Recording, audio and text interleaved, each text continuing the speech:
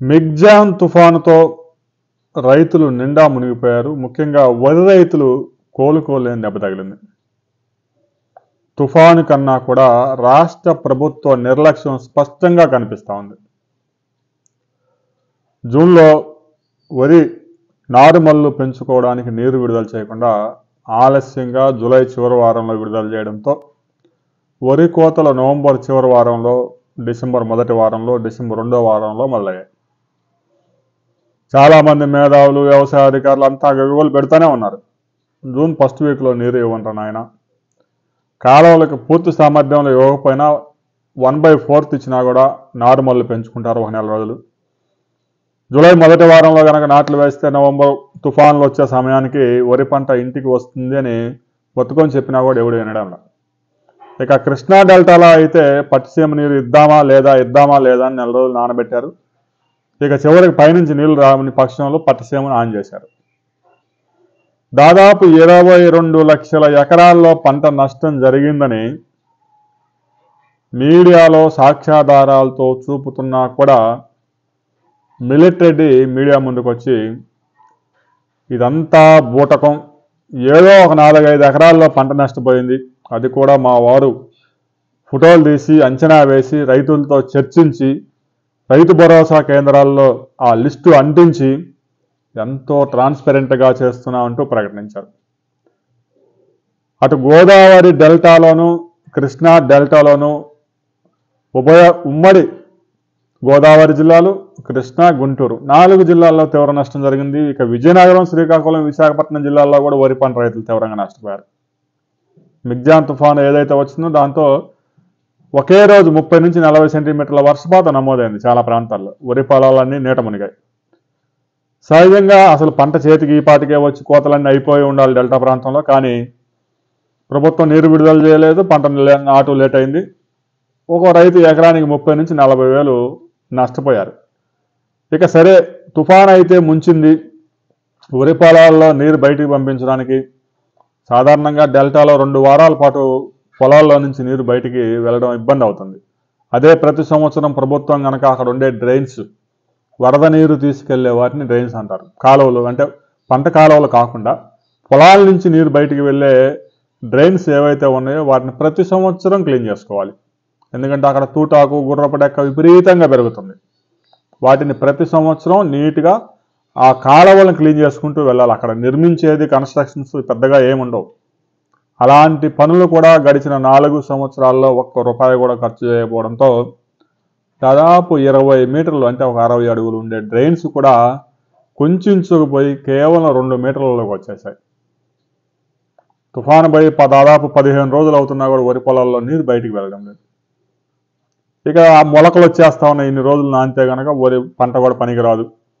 అవకాశం ఉన్న రైతులు డీజిల్ ఇంజిన్లు పెట్టి ఆ వరి పొలాల్లో నీటిని తోడిపోస్తా ఉన్నారు. పంట పండించడానికి నీరు పెట్టడం, తుఫాను ముంచితే పొలంలో నీటిని కూడా బయటికి ఇంజన్లతో పంపించుకోవాల్సి వస్తుంది. ఇక కొంతమంది రైతులు అయితే ఈ వరి నేలకు అతుక్కుపోయింది, ఇక దాన్ని లేపి కోసి అమ్మినా కూడా ఖర్చులు కూడా రావని మరలా దమ్ము చేసి ఇక రబీ వేసేందుకు, నారులు పోసేందుకు సిద్ధమవుతా ఉన్నారు. పొలాల్లో నీరు బయటికి పోలేదు కాబట్టి నారులు పోసుకునే పరిస్థితి కూడా లేదు. తుఫాను ఒక రకంగా ముంచితే ప్రభుత్వ నిర్లక్ష్యం దాన్ని మరింత పెంచింది. కొంతమంది రైతులు ఆ బోర్ల కింద ఆడా నారులు పోసి నవంబర్ 2వ వారంలోనే కోతలు కోశారు. పంట అమ్ముకునేందుకు గోతాల కోసం రైతు భరోసా కేంద్రాల చుట్టూ 21 రోజులు తిరిగినా కూడా గోతాలు ఇవ్వలేదు. ఇంకా వైసీపీ అధికారంలో ఉన్న ప్రభుత్వం అధినేత చెప్తా ఉన్నారు, రైతులకు మేము గోతాలు ఉచితంగా ఇస్తున్నాం, హమాలీ ఖర్చులు కూడా మేమే భరిస్తున్నాం, లారీ రవాణా ఛార్జీలు కూడా మేమే భరిస్తున్నాం, ఒక్కో రైతుకి ₹10,000 రైతుకి ఎకరానికి మేము అదనంగా ఇస్తున్నామని చెబుతున్నాం. గోతాలు ఎవరికి ఇస్తావురా? రైతుకి ఇస్తే రైతు ఏమైనా సంగళ పెట్టుకొని పోతాడా? దాంట్లో ధాన్యం పోసి మళ్ళీ మిల్లుకే ఎత్తారా? ఎనికి రావు. ఆ గోతాలు రీసైకిల్ అవుతాయి. ఆ మిల్లల దగ్గర ఎవడైతే ఒక మిల్లోడికి 6,000 గోతాలు అప్పచెబుతున్నారు, ఆ 6,000 గోతాలు మిల్లోడికి బాగానే మిల్లులో వాడు ధాన్యం ఆడించి ఆ గోతాలు మళ్ళీ తీసుకొచ్చి రైతులకి ఎత్తారు. ఆ వచ్చిన బియ్యాన్ని ఎఫ్సీఐ ఇచ్చిన గోతాల్లో మంచి కొత్త గోతాల్లో పోసి పంపిస్తారు. ఈ చినిగిపోయిన చితక గోతాలన్నీ రైతులు పడేస్తారు. ఎందుకంటే ధాన్యం పోయినా కూడా రైతు ఖాతాలో పడిద్దిగా. బియ్యం పోతే వీడు ఆడ కాటా పెడితే ఆ కాటా తేడా వస్తే డబ్బులు ఇడు మిల్లర్లకి. అందుకని ఆ గోతాలు మంచివి వాడతారు. రైతులకు ఇచ్చే గోతాలు మాత్రం అన్ని బొక్కలే. రైతులకి ఉచితంగా గోతాలు ఇస్తున్నాం. నువ్వు గోతాలు ఇస్తే రైతులు ఏం దాచిపెట్టుకోవడం లేదని మరలా నీకే ఇస్తున్నారు. అది తెలియదు, నా విషయం నీకు తెలియదు. అధికారులు తెలిసినా చెప్పరు. అంత దొంగ ముండాగొడుగులు తయారయ్యారు. ఇక హమాలీ ఛార్జీలు, కూలీలు ఎవరైతే ధాన్యాన్ని లారీలకు ఎత్తుతారో వారికి ఇచ్చే ఖర్చులు, తర్వాత లారీ రవాణా ఖర్చులు. ఎవడైనా రైతింటికి ఇచ్చి ధాన్యం కొనుగోలు చేసుకుంటే ఆ ఖర్చులన్నీ ఎవడు పెట్టుకుంటాడు? వ్యాపారి పెట్టుకోవడం లేదా? రైతుల దగ్గర వ్యాపారి ధాన్యం కొనుగోలు చేస్తే ఆ వ్యాపారే గోతాలు తెచ్చుకుంటాడు, అతనే కూలీలు తెచ్చుకొని ఎత్తుకుంటాడు, కాటా వేయించుకుంటాడు, లారీలు వేసుకొని ఆ ఇష్టం వచ్చిన కాడి ఒలిగిపోతాడు. ప్రభుత్వం కూడా రైతు భరోసా కేంద్రాల్లోనే కొనుగోలు చేస్తుంది కదా. రైతు భరోసా కేంద్రం దాకా రైతే తీసుకొస్తున్నాడుగా రవాణా ఖర్చులు పెట్టుకొని. అక్కడి నుంచి తీసుకుపోయేది కూడా నువ్వేదో ఊరికి రైతులు దాన ధర్మం చేసినట్టు. ఇక రైతులకు 3 వారాల్లో 21 రోజుల్లో రైతుల ఖాతాలో ధాన్యం అమ్మిన డబ్బు జమ చేస్తానన్నావు, 6 నెలలు అయినా డబ్బు రావట్లేదు. ఈ అరాచకాలకు తోడు ఒక కొత్త అరాచకం వెలుగులోకి వచ్చింది. ఇది కొత్తదేం కాదు, రైతులను కావాలని మోసం చేస్తున్నారు. ధాన్యంలో 17% తేమ ఉండవచ్చు. అసలు తేమ లేకుండా ఏ పంట ఉండదు. 17% వరకు తేమ ఉండొచ్చు. కేంద్ర ప్రభుత్వం మార్గదర్శకాలు విడుదల చేసింది. 17 కూడా ఉండొచ్చు.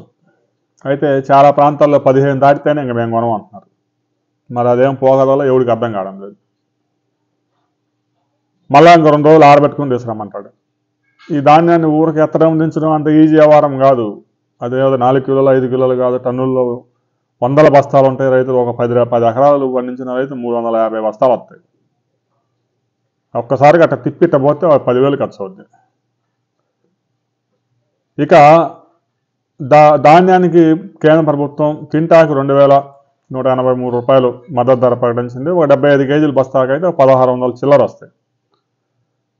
తేమ పేరుతో కోతలు వేస్తూ 17 ఉండాలా, దీంట్లో 22 ఉంది అంటాడు. రైతు భరోసా కేంద్రంలో వస్తాడు, మిషన్లో పోతాడు, 15 ఉంది తీసుకుపో అంటాడు. ఇది మిల్లరోడి గాడికి పోగానే అది 22 ఎట్ట అర్థం కావడం లేదు. మరి మిషన్లో తేడా ఉందా, రైతుని మోసం చేస్తున్నారా అర్థం కావడం లేదు.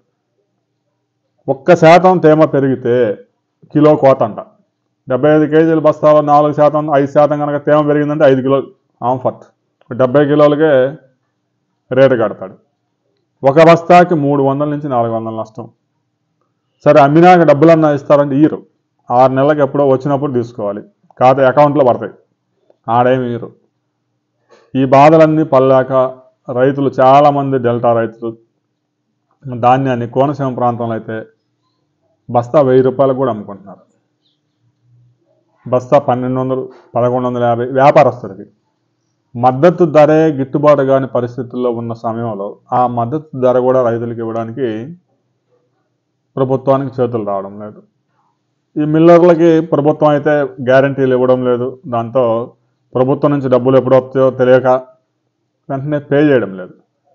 ఇంక సివిల్ సప్లైస్ కార్పొరేషన్ బ్యాంకుల నుంచి లోన్లు తీసుకొచ్చి తాత్కాలిక రుణాలు, ఆ రుణాలు వచ్చి రైతులకి ఈ పే చేసి అవి తీసుకెళ్ళి మిల్లర్లకు ఇచ్చి మిల్లర్లు ధాన్యం మరాడించి ఆ బియ్యం కేంద్ర ప్రభుత్వానికి సరఫరా చేస్తే అప్పుడు కేంద్రం నుంచి డబ్బులు వస్తాయి. అవన్నీ వచ్చిందాక రైతులకు కూడా ఇవ్వడంలా. అవన్నీ వచ్చేలోపు వీళ్ళు ఏమన్నా రైతులకు ఇస్తారంటే అది లేదు. ఏదన్నా బ్యాంకులు 4-5 వేల కోట్ల రుణం ఇస్తే దాన్ని తిప్పడమే. రాష్ట్ర ప్రభుత్వం ఒక్క రూపాయి ఇచ్చేది లేదు. ఇవన్నీ కాకుండా రైతులు ధాన్యం అమ్మిన సొమ్ము కూడా ప్రభుత్వం ఏదో ఊరకనే దాన ధర్మంగా ఇస్తున్నట్టు ప్రతి మీటింగ్లో 1,20,000 కోట్ల బటన్లోకి రైతుల ఖాతాలు వేసినా అని చెప్తారు. ఇప్పటికే గత సంవత్సరం కోనసీమ జిల్లాలో 5 మండలాల్లో వరి సాగు చేసే రైతులు ఖరీఫ్లో మేము వరి సాగు చేయం, కరెక్ట్గా కోసే టయానికి ఏదో తుఫాను వస్తుందని, డ్రైన్లో నీళ్లు పోవడం లేదని బంద్ చేశారు. అధికారులు హుటాహుటిన వచ్చారు.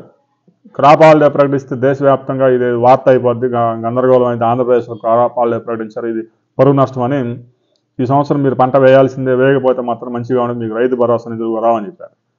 దాంతో రైతులు ఈ డ్రైన్లు కొంచెం ఈ తూటు కాడ తీయండి నాయన అంటే మేము తీపిస్తామని చెప్పి హామీ ఇస్తే వేశారు. ఎవడు అధికారుల చేతులు ఏముంది బొకడా? ప్రభుత్వం నిధులు విడుదల చేస్తే కదా ఆ డ్రైన్లో అవన్నీ ఆ మిషన్లు పెట్టి బాగు చేయించేది. ₹1 కూడా విడుదల చేయలేదు, వాళ్ళు కనబడకుండా పోయారు. కరెక్ట్గా రైతులు పంట కోయంగానే తుఫాను వచ్చింది, నీట మునిగింది. 2 వారాలు అయింది, ఇంతవరకు బయటకు రాలేదు. బయటకు వచ్చిద్దో రాదో కూడా తెలియదు. చాలామంది రైతులు పొలాల్లోనే మొలకలు ఎత్తిపోయింది.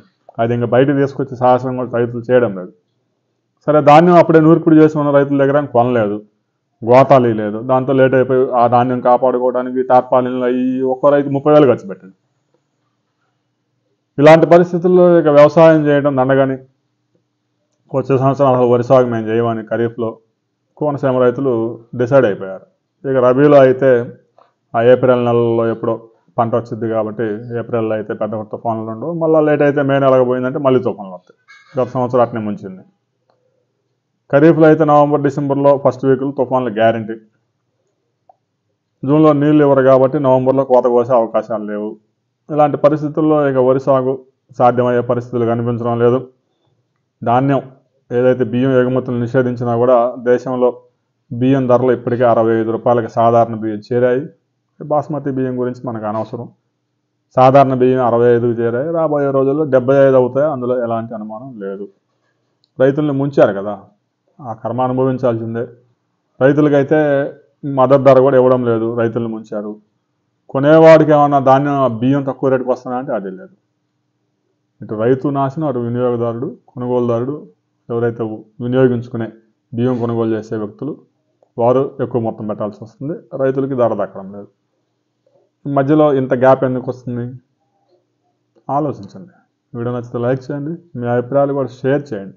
రైతుకు జరుగుతున్న అన్యాయంపై ప్రతి ఒక్కరూ కామెంట్ చేయండి. ఇదేదో కామెడీ వీడియో కాదు, పొలిటికల్ కాదు, వాడిని విమర్శించేది కాదు. ఏ ప్రభుత్వం ఉన్నా ఏం చేస్తుంది అనే విషయాన్ని కామెంట్ చేయండి. ఈ ప్రభుత్వం ఆ ప్రభుత్వానికి కాదు. రైతులు, రైతు సంఘాలు నోరు విప్పండి. రైతులకి ఇంత అన్యాయం జరుగుతున్నా కూడా ఇంత దారుణంగా ఒక బస్తాకు 300 కోత పెడుతుంటే ఒక్కడ కూడా మాట నోరు విప్పడం లేదు. ఒక్క సీజన్లోనే రైతుకి 6,000 కోట్ల నష్టం వస్తే ఎవడు ఒక్క నోరు మాట్లాడరా?